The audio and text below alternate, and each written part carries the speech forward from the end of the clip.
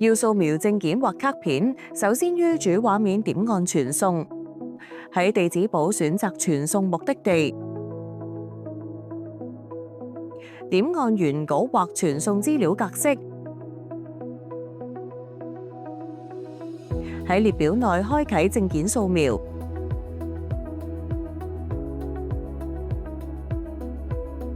然後再捲動列表到上方，點按傳送尺寸，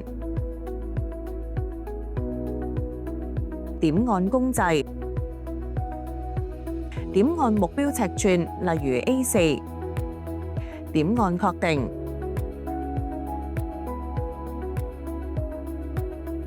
開啟功能之後，準備一張卡片或證件。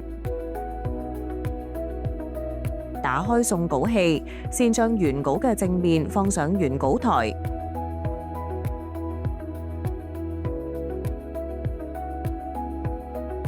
注意放置原稿位置為 A4 範圍內，然後關上送稿器。點按啟動之後，開始掃描第一面。完成之後會出現翻轉卡片之提示。再次打開送稿器，然後反轉背面放入原稿，注意放置原稿位置同樣為 A4 範圍內。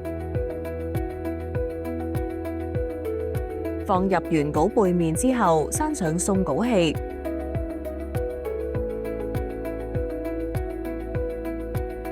最後點按啟動掃描背面，等待傳送結果。